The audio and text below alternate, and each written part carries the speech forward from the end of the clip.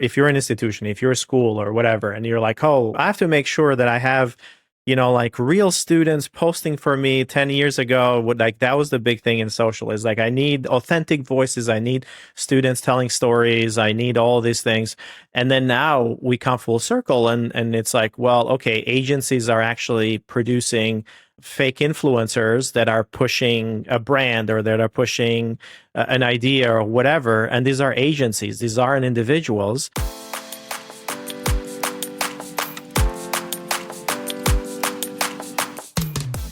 Hello, welcome to Generation AI, the podcast where we demystify artificial intelligence through the lens of higher education and beyond. I'm your host, Artis Kadu, and joined with me today is my co-host with a numb face, Dr. JC Bonilla. Hey, JC.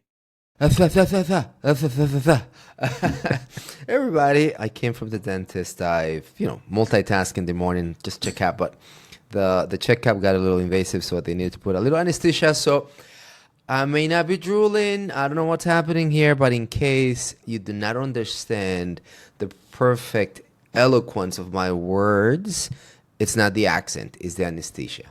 Hey, you sound actually a lot better. It's Hey, screw you, man. Come on. From now on, anesthesia. The whole time. Accent reduction.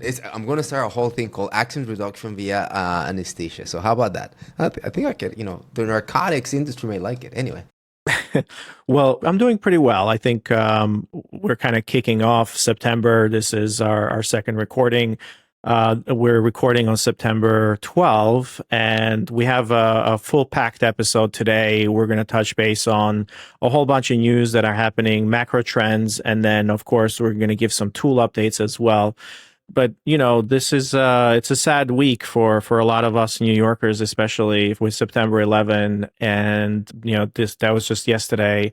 And can you believe it? It was how many years ago? It was 23 years ago, 24 years ago, which is crazy. And it's we have folks in the company today at Element that weren't even born when September 11 happened. So it makes me feel old. And yeah, September 11. There's people who did not live with the trauma that they causes, right? And we also speaking on the trauma, just a sad week for the country, right? And there's just this new generation that now is going to go through the impact of the assassination of Charlie Kirk. And to 9/11, just I don't know if I would tell you this. It was 9/11. It was 24 years ago that I was in New York for the first time touring universities. So I came to Poly, the NYU campus, right, the day before, and I was touring it. Because I was considering, I wasn't sure about the Brooklyn campus, and I was also touring Pace and Columbia. I was like, where am I going to apply and things of that sort. So, it was 24 years ago this week that my journey in New York started, and then like my family freaked out because I was in the area. So yeah, I was still in high school. Yeah, it's incredible. Now, the news of what happened in Utah, it's very close to home as well. So how did you experience this one? Yeah, so I don't know if everybody is up to date, but obviously this is national news. Charlie Kirk, which if you don't know who he is, he's someone who social media personality and someone who essentially goes out to a lot of campuses, and he has a show and he likes to debate social issues and so on and so forth. He's become very, very popular on social media and obviously conservative media as well. But he happened to be at university UVU, which is actually one of our partner institutions, and that's why I felt like I bring this thing up. And UVU campus, and he's doing one of his big rallies, not big rallies, but one of his events. And very, very sadly, he got shot and died.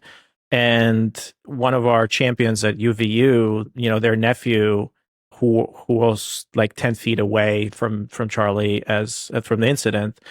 So it's very sad. So they're closed down the campus. I mean, I don't know, how do you manage this crisis communications and how do you manage this for an institution? But this is a very sad, very sad week. Obviously, September 11th, but then, the assassination of Charlie is also very, very sad if because he represented a lot of different things and kind of the youth and the thought leadership and kind of the challenging and talking about social issues and so on and so forth. So, as a Costa Rican American, sometimes I make sure that I divide between what happens here in our country in the U.S. versus global affairs.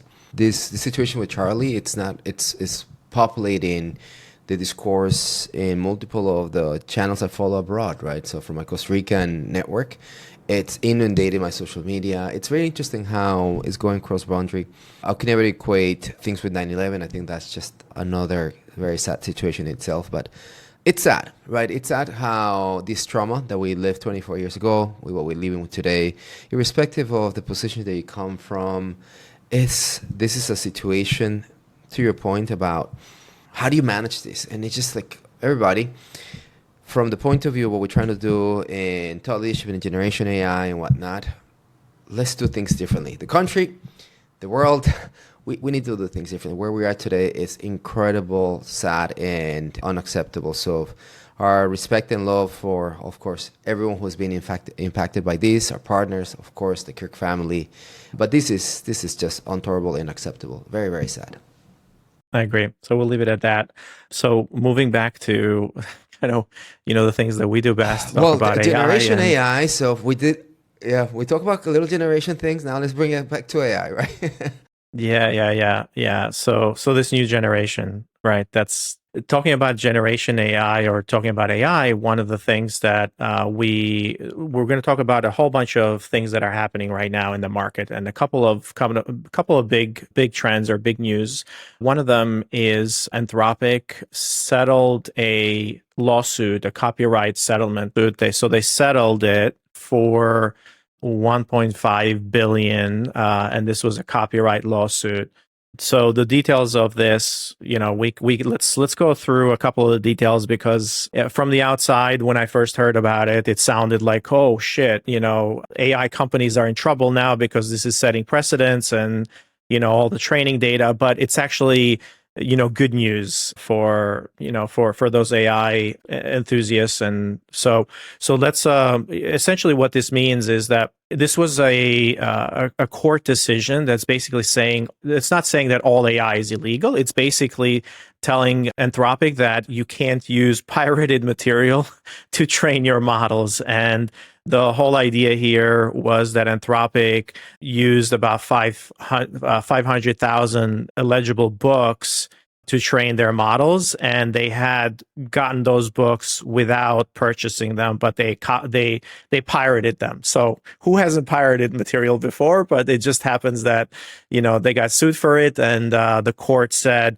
nope, you can't pirate that stuff. You have to buy it but you can still train your stuff. You can still buy a book. You can rip out the spine, and then you can train your models, and that's that's protected under the copyright, and that's fair use. That's considered fair use, but you actually have to buy the thing in order to do it. And this was a big one because it was roughly about $3,000 per book after fees and admin costs, right? So that's why the sum was so large, 1.5 billion. Yeah. So to recap, right, everybody, remember, these frontier models need gigantic amount of data to be trained, and one of the training infrastructure levers was consuming books. As Artis mentioned, the ruling indicates that it's perfectly legal for a frontier model to use books to train its capabilities. It's just that the book acquisition needs to be according to the law, right? So you need to buy the book. You cannot just basically download it without permission and things of that sort and ingest it. So, by the way, from that 500, apparently there's a number that it was about 7 million books that were ingested, but 500,000 of them do not follow the right practice of acquisition, artists. And it signals the cost of training, the cost of building infrastructure. And that's why I actually I agree with you that this is not that bad news. If Anthropic was where they were maybe 3 years ago as an organization that is not worth $150 billion, right, it would have basically killed them.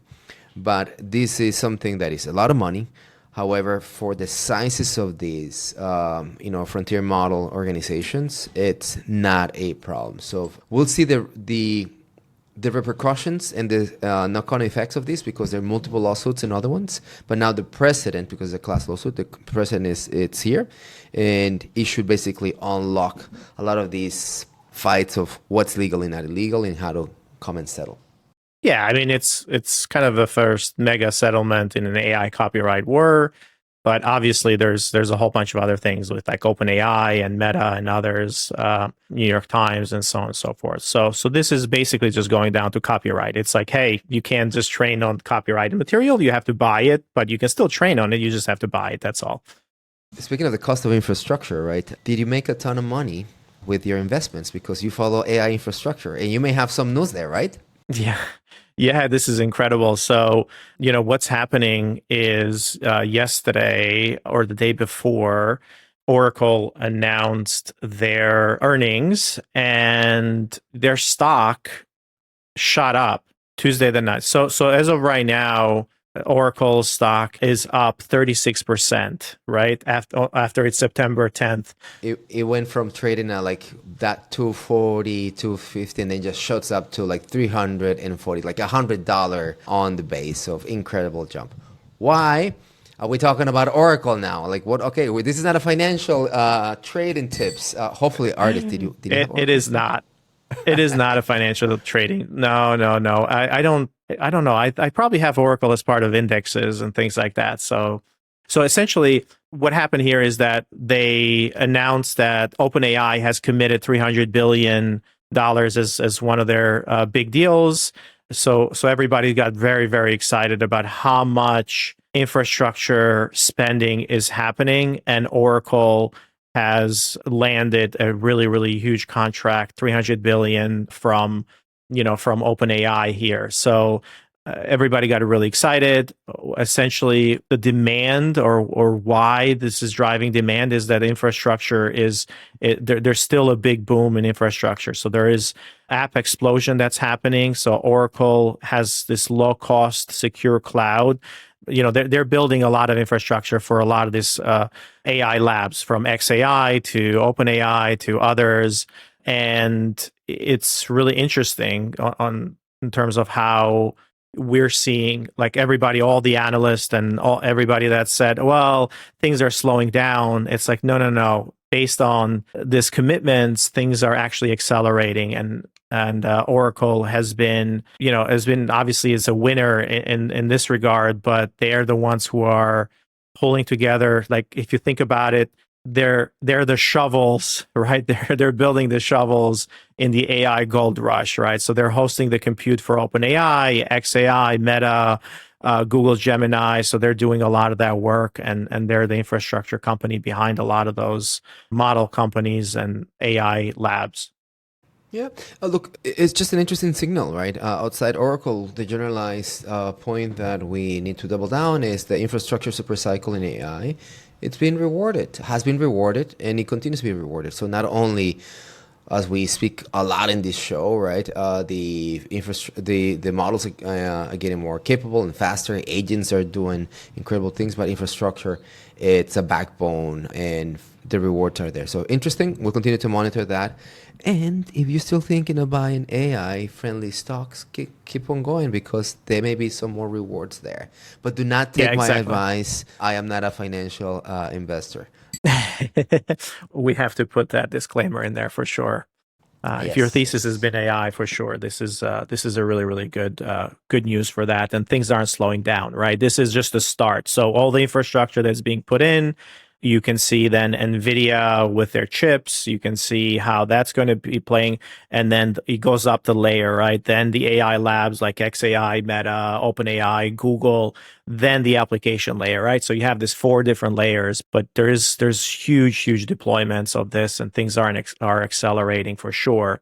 So transitioning to how these agentic workflows are happening, one of the news items that we have in here, kind of transitioning from really, really big kind of market trends to something very, very actionable. This week, OpenAI, they added full MCP tool support in their ChatGPT developer mode. So, and if you have ChatGPT, now you can connect to any MCP server, remote MCP server, which is very, very interesting. And this opens up a whole bunch of use cases if you've been using ChatGPT for the past, or if that's your default kind of AI assistant, adding MCP allows you to connect to different systems.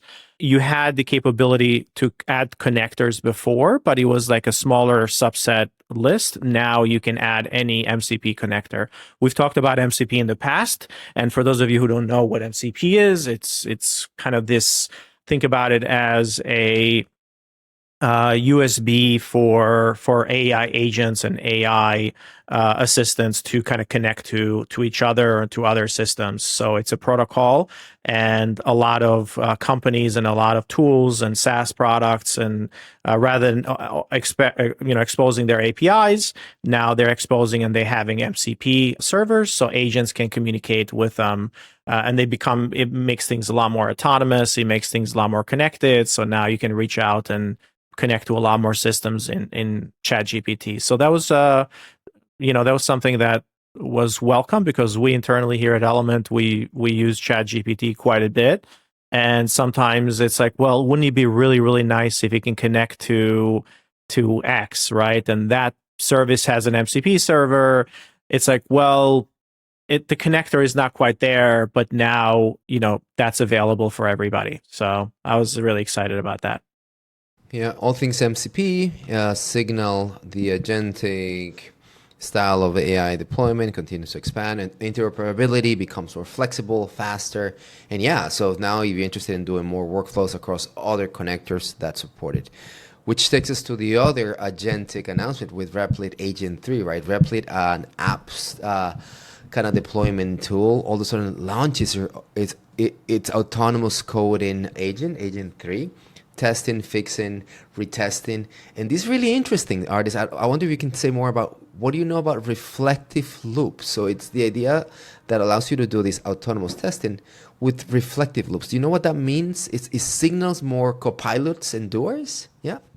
Yeah, but I think before we kind of talk about this, Replit is a vibe coding or a developer platform where you can kind of build applications.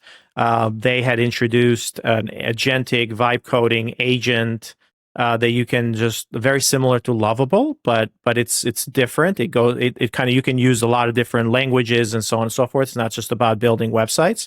So Replit had introduced their AI agent for vibe coding. We've talked about this before. So Replit and Lovable have been two of our preferred tools.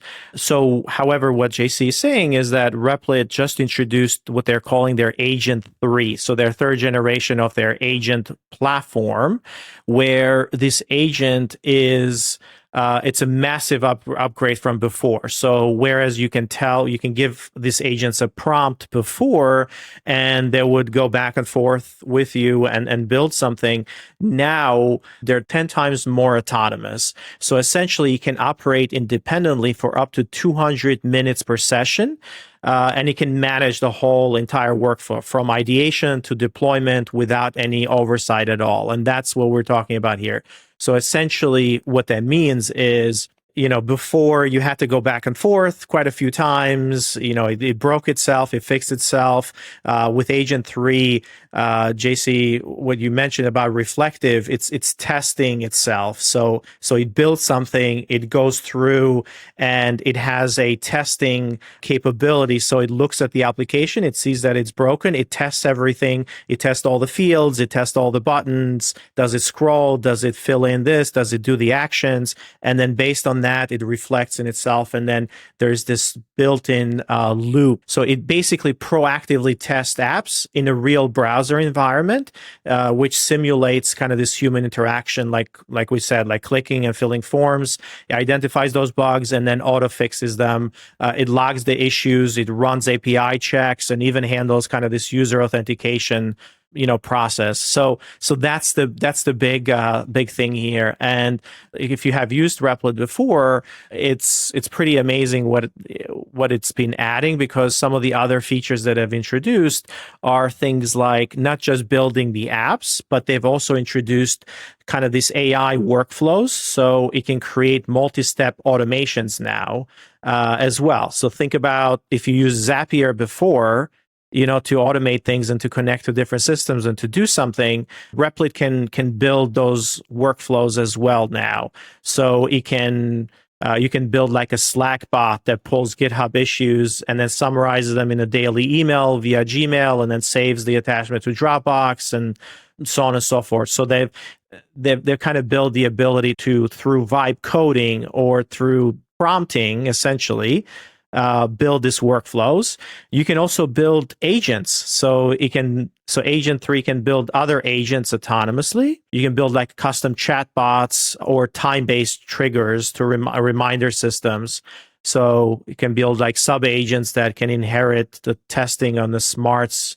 And then, of course, you can build apps as well. So that's a whole revamped flow of building apps, which existed there before, but now you can build much more complex applications.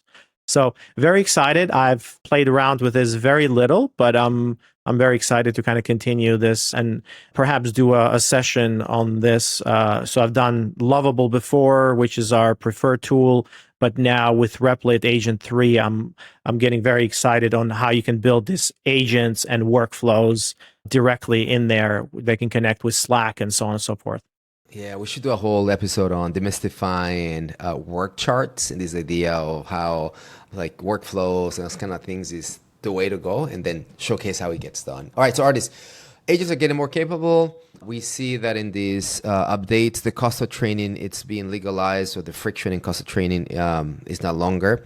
And as well, the infrastructure in AI continues to be rewarded. Let's bring all these conversations to something like social media, and specifically how video and image generation, it's given us one use case that is really interesting, is popping, but it's all powered by this new infrastructure agents AI wave of image and video generation. So one of the things I ask you is like, let's do an episode on AI influencers. And you're like, yeah, great. But how are these influencers being built? Like, what is the power that is happening? And the enactment, if you will, is just the incredible proliferation of video generation models, right? So yeah, video and image generation for sure. Video and image generation. So the way I'll kick off our conversation, right, maybe is in social media, there's a proliferation of content that is synthetic. You have experienced this. Maybe you don't know that you were seeing AI generated content. Maybe it's actually in front of you that it says this is AI content generation. So specifically the rise of AI influencers, virtual personas, think of hyper-personalized avatars. They're hitting gigantic market shares, artists. And some of them are making up to $10 million a year. We can give you some details of who they are. They have millions of followers. Brands are really excited. They're partnering with Samsung, with Versace, with the brands locally in the US and worldwide to do very controlled brand-specific experiments, because you know why? Artists, they control the narrative, the brands, they control all the artifacts, and there's this idea that fandom, us, we kind of like the adventure and the fiction, but we don't like its deception, right? So it's really a really interesting rise, and it's popular everywhere. I don't spend a lot of time on social in that way. Like Instagram is something that I don't spend a lot, or TikTok.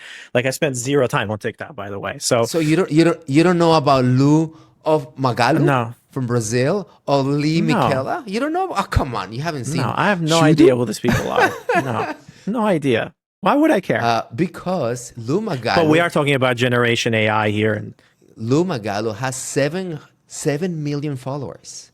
And how do you build that following base, right? And then how do you turn that into commercialization? It's a different conversation, but it's what is powering this, right? Lil Michela, and by the way, Lu Magalu is just a fictional character, originally in Brazil, but obviously what you have in all this machinery, same thing for Lil Michela with almost 3 million followers on Instagram. They are owned by agencies that have leveraged all the machinery that we've been seeing for the past probably 20 years in computer generated graphics, but it just went bananas in the past year because the conversation today. So how do we tie this to, so if you're an institution, if you're a school or whatever, and you're like, oh, I have to make sure that I have, like real students posting for me 10 years ago, like that was the big thing in social, is like I need authentic voices, I need students telling stories, I need all these things. And then now we come full circle and it's like, well, okay, agencies are actually producing fake influencers that are pushing a brand or that are pushing an idea or whatever. And these are agencies, these aren't individuals. And then we saw how every kid now wants to be an influencer. So Mr. Beast, the rise of Mr. Beast and all these. So the YouTubers and the AI influencers. But the AI generation of this images, the AI generation of this video is becoming more and more. So everybody can do it, but agencies can spend a little bit more money and generate better video and a lot more of that and generate better images. So one of the things to tie this back on, I know that this is very interesting to you because, that's kind of your world, the social media and focusing, but I want to take more of a model approach and say, go very practical in here. And just like we said with Replit and just like we talked about MCP with ChatGPT, there are two models that are super impressive and two tools that are super impressive that kind of are powering a lot of it. One of them was released not too long, like last week, and I'm not saying that it was powering, but basically image editing and doing anything with images just by prompting it was essentially, reinvented last week when Google announced and dropped what they call their Nano Banana image model. And Nano Banana is incredible because the examples that I've seen over the past week on how it's being used, it's just incredible. You can upload an image and you can just describe whatever you want, and it will just make those edits. You have a black cat, you can make it a white cat, you can make it you can essentially transform and do anything with images with Nano Banana. It's incredible editing. And what a lot of folks are doing is they are using Nano Banana to have beginning frames, end frames, middle frames, and keep character consistency and produce a lot of this content to kind of merge brands together, to merge, let's say, a model and then have them wear the clothes or have them be in different environments and so on and so forth. So you can use Nano Banana to essentially make sure that you have your students, and then you can put those students now in different situations. You can change, if they're wearing a 2023 t-shirt, you can say, hey, let's update this t-shirts. I really love this image. Let's update this image to reflect 2025 or 2026 graduation or whatever. So those are capabilities that you can do with Nano Banana. But in addition to that, one of the things that we talked about before is Google's VO3 model. And Google's VO3, it's one of the best models for video and essentially has won the video model for the past, 6 months now. And its ability to essentially generate voice along with the video. So that's why you're seeing so much social content being produced with it. And what they did recently, as of September 8th, they made that about 50% cheaper, the model. So now you can generate it. And one of the great features that they did, now you can do vertical video formats. You can do a 9:16 aspect ratio, which is optimized for mobile first platforms like TikTok and Instagram Reels, and of course, YouTube Reels as well.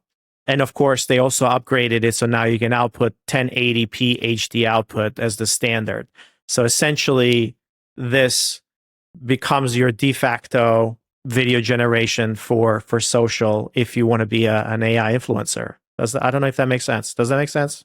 100%. So, artists, the conversation today about infrastructure that is enabling this type of proliferation of social media, or AI influencer and whatnot. So, Nano Banana unlocks multimodal creativity, fantastic for editing. You can use that on Gemini, by the way. You can use it on Gemini, Google Gemini. Yep. So let me put these two worlds together, just on Nano Banana, right? Nano Banana meets viral content. So here are the most 5 viral prompts on Nano Banana. Take a picture of yourself in Nano Banana prompt number 1. Turn yourself into an action figure. Nano Banana prompt number 2. See yourself in a different decade.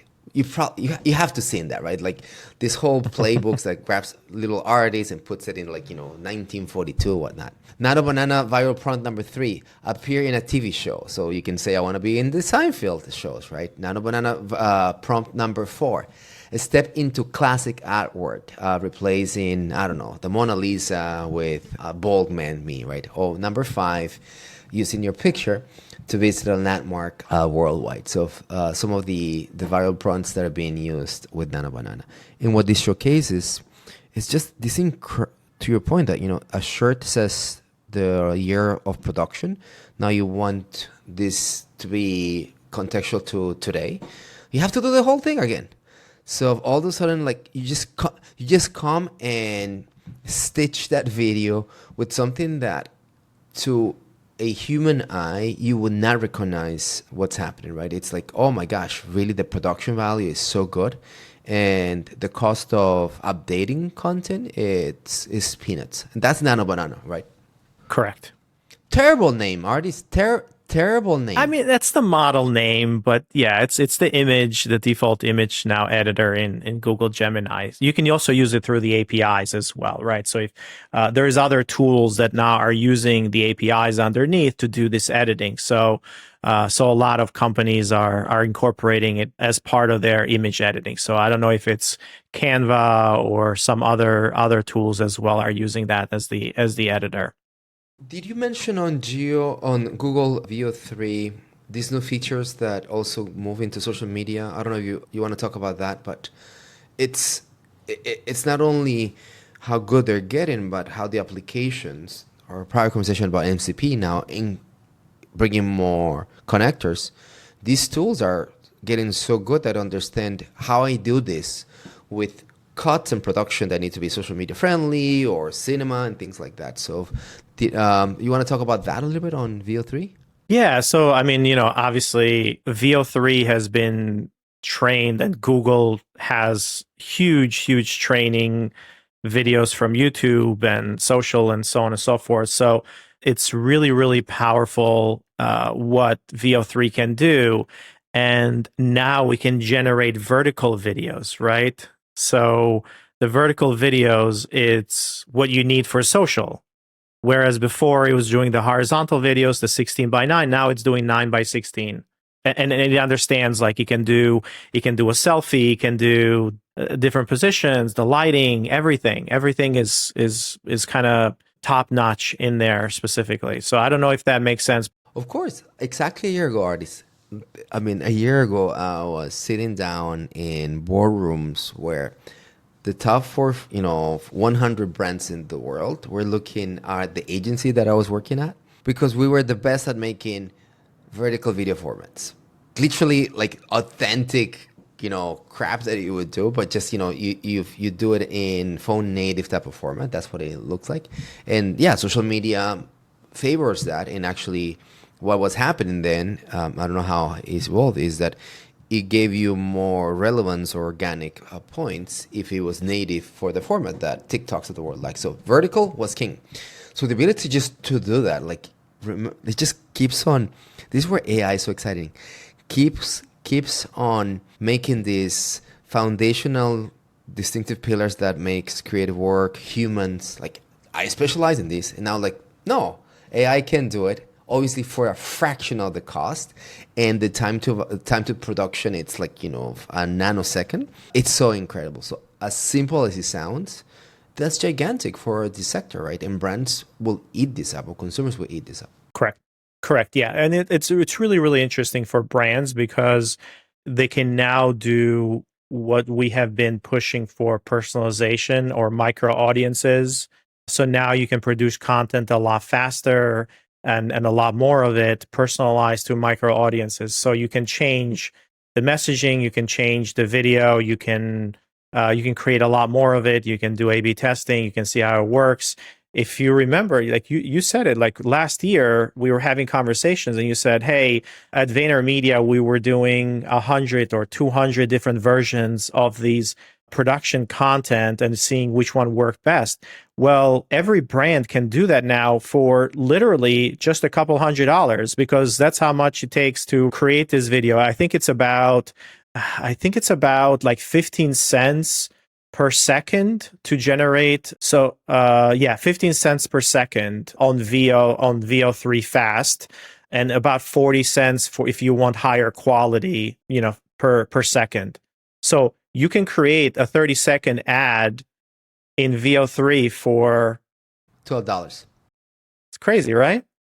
For $12, hundreds of thousands of dollars, hundreds and thousands of dollars to the variation, and now and again, the exciting thing about VO3 is that it's the full package, not only video, right, but you have the voice, the voice, yes, right? So it's the whole production. Yep. And I haven't gone deeper into these video models, but as I understand, the storyboarding behind the scenes, all these kind of canvassing that allows the production to be interactive and prove it. Like think about the rounds to produce a video that also being coded in the infrastructure here. So it's really doing marvelous here. Yeah, and what they did with this latest release, it's essentially they made it production ready. So 1080p HD output as the standard. It has smoother transitions, crisper visuals, kind of this better audio integration. And it's really ideal for what we're talking about for this polished, professional looking clips without post-production at all in it. Yeah. Here, just a quick question, and this is, I speak of how the industry uses that, but I really have spent very little time on video models. I think you have more the upper hand on all of us here. Midjourney was the place to go, like literally a year ago, right? And then I know that Sora and OpenAI, there's these other tools out there. It really feels that VO3 Google is eating everybody's lunch. Is that right? Do you experience it that way, that these tools that were incredible in video now either they're staying flat, they're just not being talked about the same way? What do you think? Yeah, I think different tools have their different places, but in terms of the output quality, VO3 has really taken away. I personally use Midjourney for image generation. They have a really amazing style, and this stylistic view of how they do styles is amazing. And then also they have introduced the ability. Our own show is produced there, right? Yeah, most of the images that go along with this show, I produce them in Midjourney. So as a matter of fact, I think all of them are Midjourney produced images. And what I also do sometimes for my presentations is, so you can take these images and then you can add motion to them. So you can describe and add motion to them, and then you can transform it into videos. And they also have the ability to do loops. So when you produce an image and you put it in a presentation, rather than just putting a static image in there, I put this amazing loops, and it's just like stock backgrounds. Like sometimes you have this stock backgrounds. So I do that with Midjourney, and that's really, really integrated nicely in there, and they do a really good job at that. But no, as a matter of fact, you use the right tool for the right situation or for the right project, and I find it that Midjourney still is really, really good about image generation, especially around conceptual images. It has the styles. If it understands your styles, then it kind of keep on doing that. So we're gonna do a whole show, probably a show and tell with VO3 and kind of the video session. Are there other alternatives here? Midjourney, VO3, anything else that in the world of image video generation models you think are worth for our listeners to live with? Oh, that's interesting to me. Yeah. So there's a couple other tools if you want to take a look at them. There's obviously Runway ML. They're Gen 3. You can do vertical, horizontal support, 1080p, fast rendering. And they do social, it's good for social reels and kind of these quick prototypes. There's something called Kling AI 2.1, and that's good for lip syncing. So it does lip syncing, motion. You can control motion with it. And then it's a little bit cheaper. There's a free version with watermarking. Luma Dream Machine, that's another one. So hyper realistic animations, and it's kind of with easy prompts. And then you have Leonardo. So Leonardo AI is kind of a platform that if you want to go test out all of these different models in one place, Leonardo gives you the ability to do that because you can use VO3 through Leonardo. It's got the built-in VO3 access and the sound effects and all of that stuff. So that's might be a better platform if you want to be a creator because it kind of brings all these different models together and you can play around with them in Leonardo.ai. Art is super fun, and I think that more, as you said, more to come on video image model generation. Let's bring it very practical. Hey, I really like what artists and JC are talking about. I want to start using either V3 or Nano Banana, or I'm going to go all in into this idea of potentially have my own AI influencers. Watch out, things to be looking out as I go on Monday, and maybe I want to start practicing with this. So I'll tell you the first one, artist. It's really, really important for everyone to understand that authenticity, it's king, right? So this thing need to look appealing to the different audiences, and we can have AI content being presented. Audiences like it, but they don't like deception. By no means present something that it's AI generated and fake it that it's not, right? So have full disclosures and trust the signals, but trust AI content. You can do that. The other thing I in terms of how I start thinking about this, right? It's this idea that there's cultural signals and cultural, relevance that you can cherry back from. Like I forget which of these famous influencers. It's one of the, has a funny name, Lil Miquela or Imalu. She showed up, obviously, as an avatar at Coachella, and it was fantastic in social media. So what you have is a human-dominated thing where actually humans are, and it's superimposed or is embedded, and then these fictional character shows up. The other thing that I guess I want to drive here is I start thinking about building these. The human and creative, the human and AI collaborating, it's a thing. So I think that schools or brands, even us, can start basically experimenting with that and see how the brand, yeah. We're saying we need a bolty character to come to life. Why not? Why not? I mean, why not practice with 7 variations of Bolt and see how he speaks to you? Let me take this to the next level, right? So, university mascots, right? So, the mascot can have variations that speak to a freshman, sophomore, a parent who doesn't speak English, who's trying to send that. And just think about the personalization of this character, the mascot and whatnot, that goes through the process of mom and dad who are super worried because now they need to bring little Johnny to campus. And they're like, little Johnny has never done laundry, right? So, hey, how is the laundry system? Those are questions that Johnny doesn't care about, but mom and pops actually care about. And just think about having that conversation, very immersive, with the tour of the laundry system. I mean, that's the stuff that can be produced so quickly and cheap today. But a year ago, it would have cost us $100,000 to do a tour of the laundry room and on campus. So no one would have done that. You know what I mean? Yeah. I think one of the things to keep in mind around this video generation or whatever, try not to fake it as this is a real video. One of the things is just, whatever the messaging is, just do it as a video, but try to make sure that the audience understands that, hey, this is exaggerated or whatever. Think about, how the audience can understand it.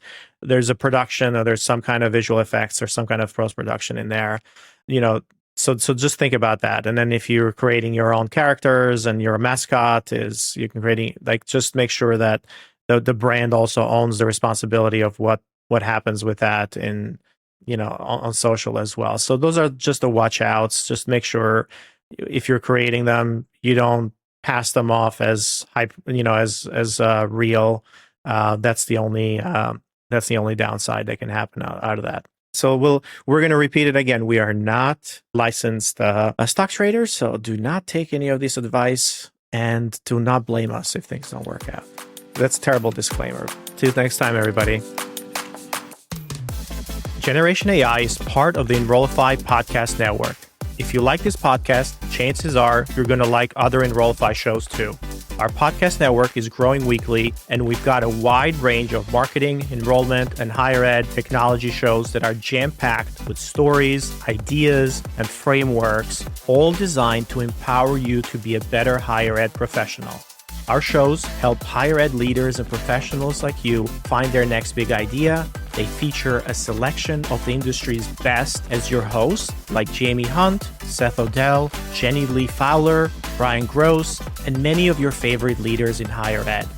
Enrollify is made possible by Element 451, the next generation AI student engagement platform that's helping institutions all over the country create meaningful, personalized, and engaging connections with their prospects and students. Learn more at element451.com.